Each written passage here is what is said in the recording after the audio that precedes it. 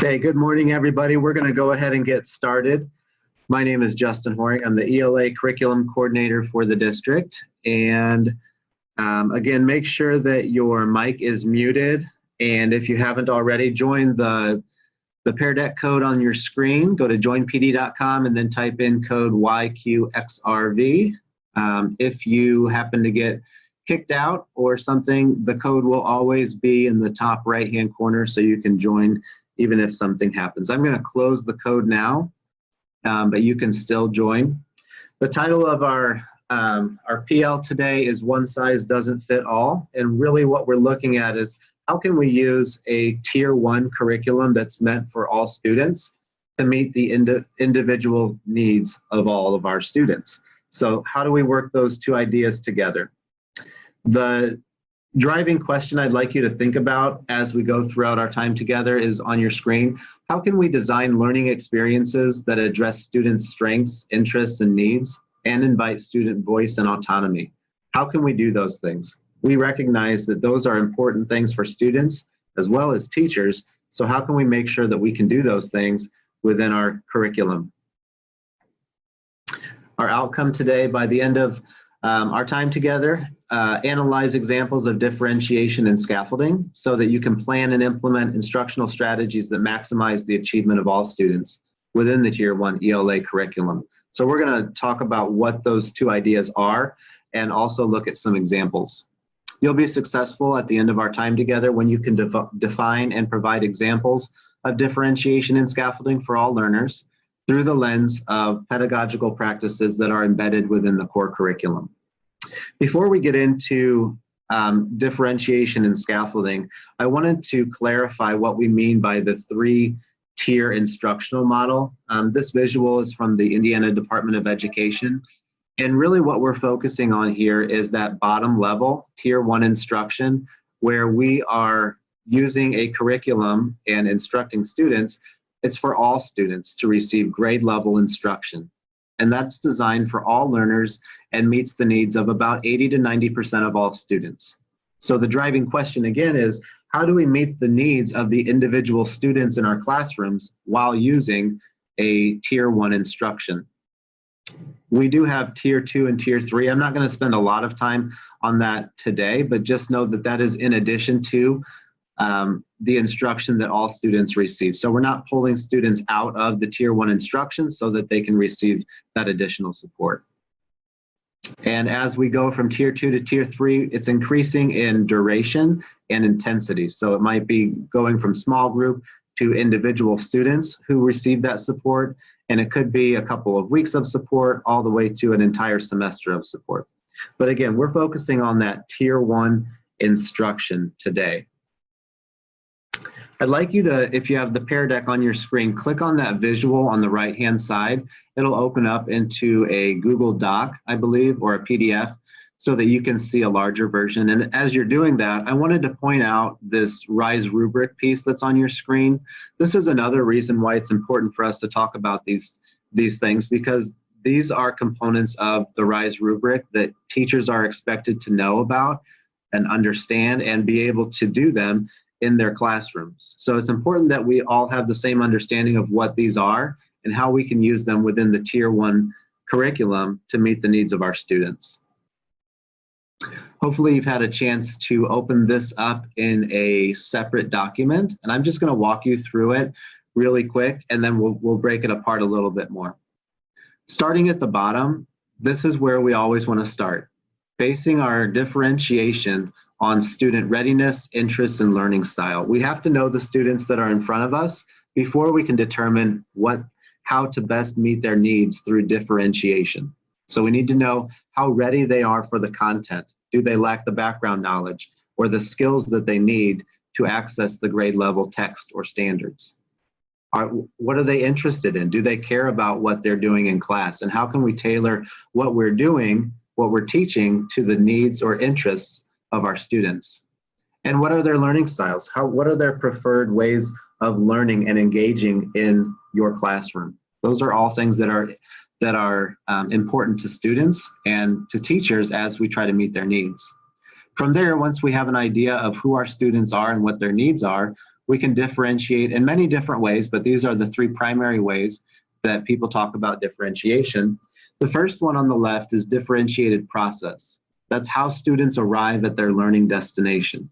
It could be something as simple as giving a student more time to work on an assignment or to dive into a topic as they lack that background knowledge or skills, so they need more time.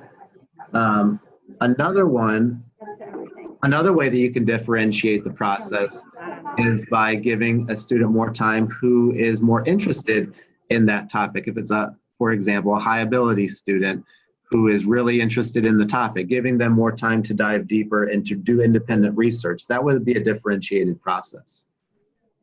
Differentiated product in the middle, that's what the learning destination looks like. What does that end product look like? How will they demonstrate what they know at the end of the learning unit or lesson? And that could be using technology in different ways. Kids can make podcasts or videos or use technology in a lot of different ways to produce different products that represent the same skills. And then there's also differentiated content where we change up the resources that are used to arrive at the learning destination. An example could be giving different topics for a nonfiction article and letting students choose which one they're interested in, as long as we're reaching the same outcome, or using lit circles with different books in the class so that students have different content, but they're still working towards the same outcomes. So that's kind of an overview of differentiation. And then the scaffolding piece is all about helping students reach that grade level outcome. So any additional support that we give students, breaking down that learning process into smaller pieces and helping them reach that grade level outcome, that's what scaffolding is all about. And it's temporary. It doesn't have to be permanent. And this might be the most important part, is that we're reaching the same grade level outcome. We're not changing the outcome for our students. We're not lowering it. In differentiation and scaffolding, we're all leading to the grade level standards. What should students know, understand, and be able to do based on those grade level standards? So that's an overview of the visual representation of differentiation, scaffolding, the differences between the two, but also how they work together. On this, if you go back to the Pear Deck, this next slide has some definitions that you can go back to. I know some people need it written out or prefer to have it written out so that they can go back to it. I'm not going to read these definitions to you, but I will share the slides so that you can go back to them. I do want to highlight this point at the bottom, though, because scaffolding and differentiation techniques are used to achieve similar instructional goals. That's all about moving students, learning and understanding from where it is to where it needs to be. The two approaches may be blended together in some classrooms to the point of being indistinguishable. So it's not about saying I differentiated here and I scaffolded here. It's more about how can we meet the needs of our students within a conceptual framework using differentiation and scaffolding. So that's kind of why it's important. We have to know what they are separately, but also how they can work together.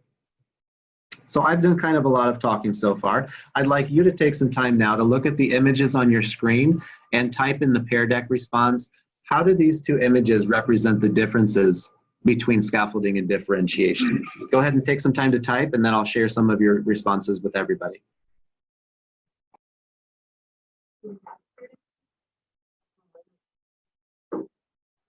Then type in the side. Did you join in? I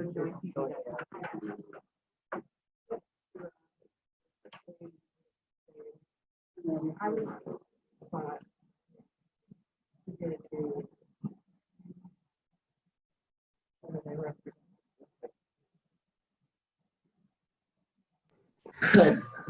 It appears that Northrop is not muted, so please make sure that your microphone is on mute. Thank you.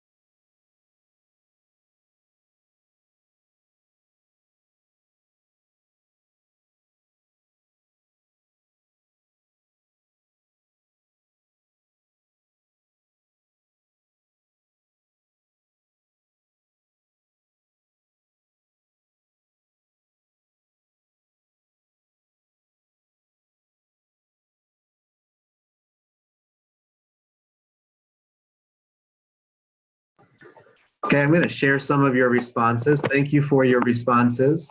If you are still typing, you can continue to type. Let's see if I can put them on the screen for you. Oh, good, it's working. Okay, so a couple that I wanted to highlight. They represent the two techniques in the way the information is presented. The picture on the right brings discovery into the instruction. It gives the students something to wonder about and think the actual experience of crossing that bridge. The picture on the left gives you multiple ways to reach this destination, but leaves something to be discovered. I really like that, how it is intriguing and interesting. I like that a lot. Proper scaffolding should create a more direct outcome to the learning we want our students to achieve. I think that's interesting because scaffolding is about breaking down that process into more manageable steps for students who need that. So I like that a lot. The images both show us that we need to take whatever path we need to take in order to produce the student outcomes we want to achieve. The map shows how we may take different routes to get to our goals with students. The bridge shows the strategies we use, the support we as teachers give to help each and every student arrive at their learning destination. Both focus on the achievement of students. I love that too. And then students can take different paths to reach the same destination with the map, which is differentiation. And the bridge provides support in successfully reaching the goal, which is scaffolding. So it sounds like most people are on the same page, and I really appreciate your responses. It sounds like we're on the same page. So I have a couple of examples that I want to go through now, and you just have to choose whether it's differentiation or scaffolding. So the first one on your screen, the teacher allows learners to choose to listen to an audiobook or read the book. Is this an example of differentiation or scaffolding? I'll give you a minute to respond.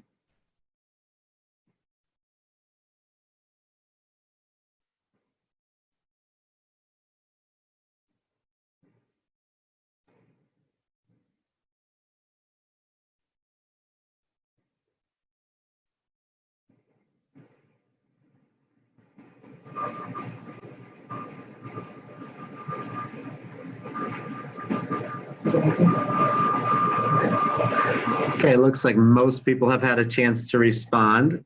We had one person who said scaffolding and then switched their answer. So you are correct. That is a differentiated process. It's how students come to understand. Oh, that's better. Come to understand or make sense of the content. So good job. Next example. The teacher gives students a simplified version of a lesson, assignment, or reading, and then gradually increases the complexity, difficulty, or sophistication over time. Is that differentiation or scaffolding?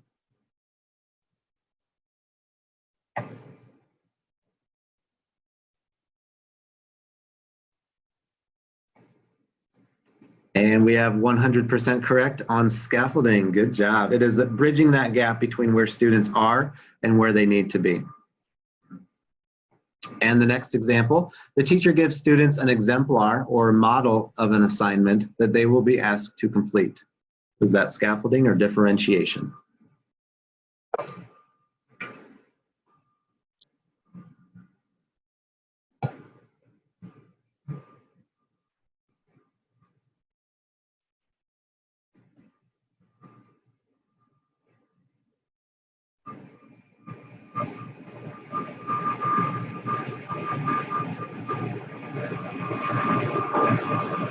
Okay, we've been having some people go back and forth, a little indecisive, but the correct answer is scaffolding. Again, we're bridging that gap between where students are and where they need to be. I wish I could lock the answers so that you can't change them, but that's okay. Good job. Next example, the teacher allows students to propose their own ideas for projects. Is that an example of differentiation or scaffolding?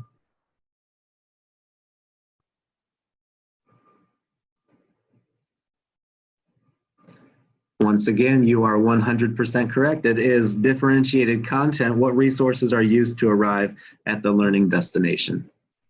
We have a couple more, just two more. This next one, the teacher uses think alouds to model his or her thought process as he or she reads a text, solves a problem, or designs a project. Differentiation or scaffolding?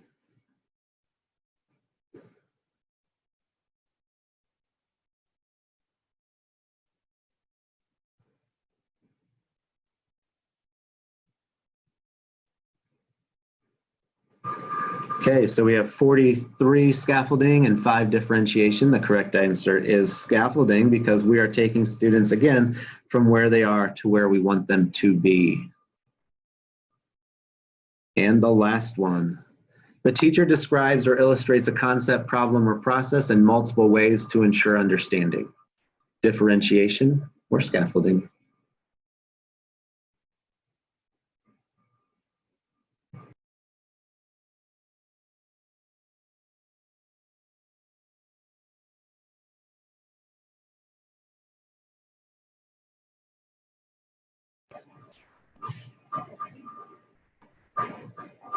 Okay, this is the one that people typically struggle with the most, and the correct answer is actually scaffolding, because we are bridging the gap between where students are and where they need to be. So we're not giving students choices in, well, don't just change because I said so. We're not giving the students choices, we are just giving them multiple ways of understanding, but we're doing that for all the students. So that's why it's scaffolding instead of differentiation. But that's one that people struggle with. And really the point of this, yes, we're looking at the differences between scaffolding and differentiation, but that's not really the point. The point is, how do we use both of them together to support students? And so we have to break it apart so we understand them separately, but it's really about how can we use them together. So good job on that. The next piece that I want to go into is this chart, and you can click on this to open it. Differentiation based on needs. So we know what these two concepts are. We know the differences. We kind of know how they work together, but what does that actually look like in practice? How can we use a collaborative inquiry cycle to actually meet the needs of our students through scaffolding and differentiation? So I'm going to go through what's in this chart. Then I'm going to show you how it fits within the collaborative inquiry cycle, and then I'm going to give you an example. And again, you can click this to open it into a larger example. And this chart, I changed a couple things, but I took it from a book by Carol Ann Tomlinson, who's kind of the guru on differentiation. So if you're looking at the chart at the top, you'll see readiness, interest, and learning profile at the top. Again, this is what we know about our students. We know about their proximity to the specified knowledge, understanding, and skills. We can learn that through data, through classroom assessments, through a lot of different data points that we have access to. Then there's interest, which is what we know about students, what grabs their attention, what are they curious about, what do they care about. That's important for us to know as teachers so that we can engage them in the classroom. And then the learning profile, what is the student's preference for taking in, exploring, or expressing the content? Students don't have to be boxed into 1 or 2 learning profiles, but we have to be familiar with what our students are engaged in and how they prefer to learn. Some are visual learners, some are auditory, and so on. But we just have to understand who our students are. That's the important piece.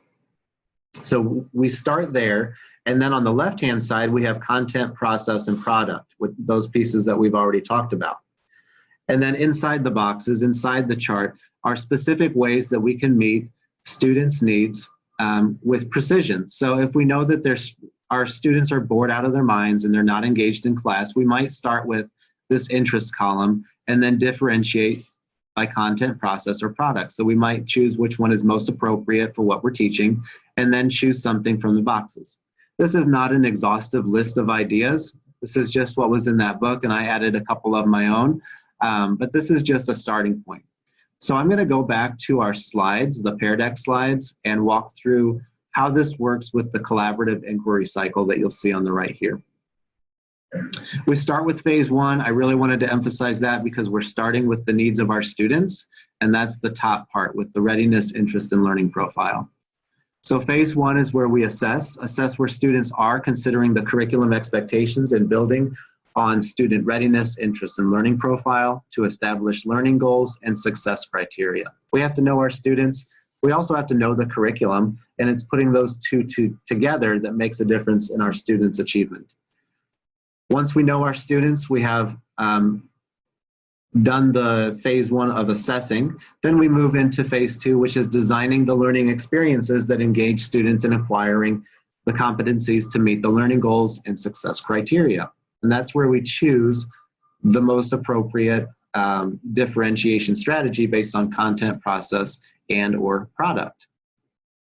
From there, we implement the learning and scaffold as needed. So there's that scaffolding piece. We scaffold as needed. We don't just throw things at students and hope they do their best. We help them when they need help to reach those goals. And we guide students into deeper discoveries. Then phase four is where teachers get together and they collaborate. What worked, what didn't work, and what are our next steps? So that can be one of the most powerful things that we do as teachers is when we come together at your building or even across the district to collaborate on how these things worked with your students. So let me walk you through a quick example of how this might look. Phase one, let's say there's a small group of students who lack the background knowledge or readiness needed to access the grade level text about the Constitution. So I'm focusing on this readiness piece because I know that they don't have the ability or the skills to access that grade level text. In phase two, I'm choosing to focus on content, and within that, the content and readiness box, I'm choosing to focus on targeted small group instruction, front-loading vocabulary, and highlighted texts. So I'm using multiple strategies, but it's focused on what the students need. So in phase two, while other students are independently writing or reading, I'm going to facilitate a series of small group vocabulary lessons on key terms related to the Constitution. I will also highlight these terms in the grade level text. So that's the support that I'm giving my students. In phase three of the implementation, as students demonstrate mastery through a vocabulary assessment, they are removed from the small group because I know that once they have an understanding of those vocabulary terms and they can apply it to the actual grade level text, then they don't need that support anymore. So I'm not going to keep them in a targeted small group on vocabulary for the rest of the year because they struggled with this one text. It's you have to consider their background knowledge and their skills that they have with each text or with each activity that they're completing. And then phase four, as I collaborate with teachers in my building or in my district, I'm asking questions like, is additional instruction needed? And has the instruction led to comprehension of that grade level text? And then the cycle repeats again. And we assess, design, implement, and then measure, reflect, and change all over again.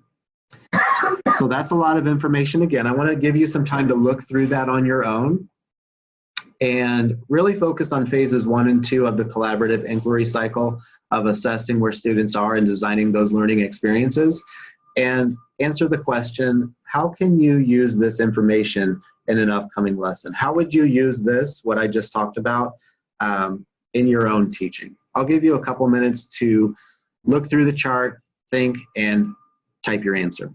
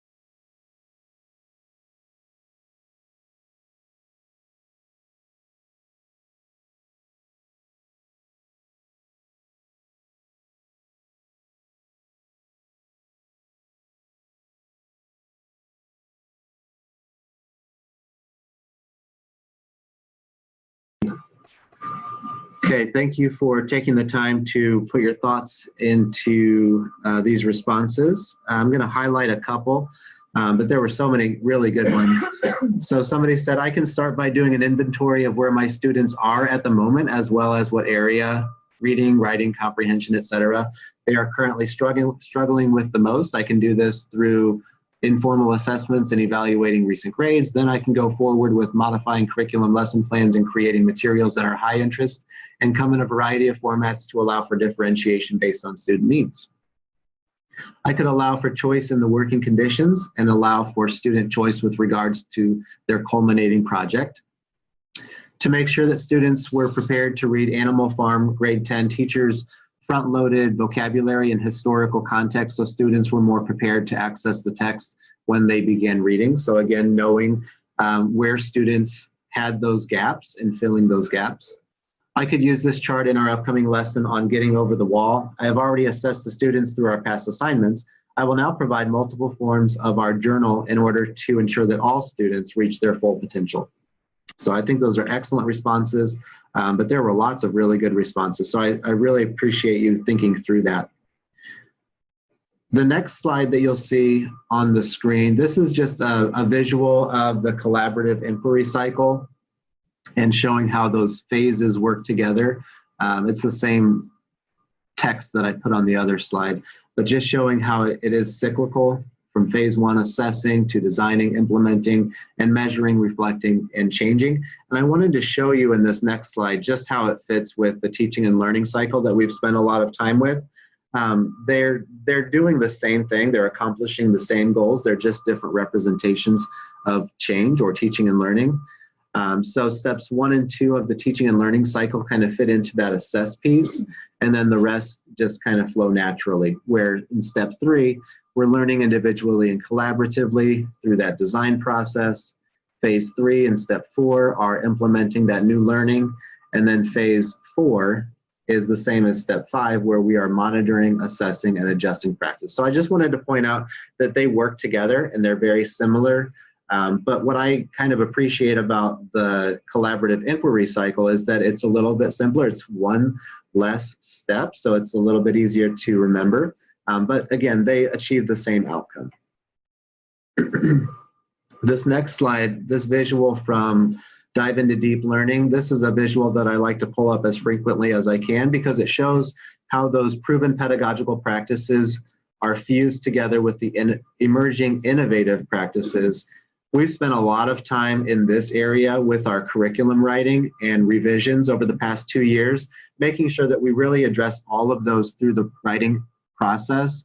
And as we move towards writing the curriculum through the lens of deep learning, how can we pull in more of these emerging innovative practices while also giving teachers, excuse me, natural opportunities to provide scaffolding and differentiation to meet their students' needs. So it's an exciting direction that we're moving with our curriculum. I hope you're excited as well. And this is something that we're going to focus on in our next virtual PL. If you'd like to click on this learning design rubric, that'll get you a head start on kind of what we're going to look at next. But I'm really excited about what we're doing with deep learning and its impact on the curriculum writing process, as well as the implementation process as we're teaching next year the same curriculum or the updated curriculum and what that looks like. So exciting times, and I hope you're excited too. The last part that I have for you is a commitment and digital parking lot Paradex slide. So 2 questions. Number 1, how will you use this information moving forward? And number 2, if you have any follow-up questions, comments, or concerns for me, please let me know and I'll get back to you. I really appreciate the time that you've taken today to listen and learn, and I hope it's been valuable.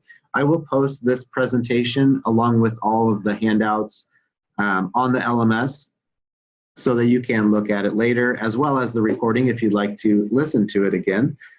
So thank you again. I really appreciate all that you do. Let me know if you have any questions, comments, or concerns, and I definitely will follow back up with you. Have a great rest of your day.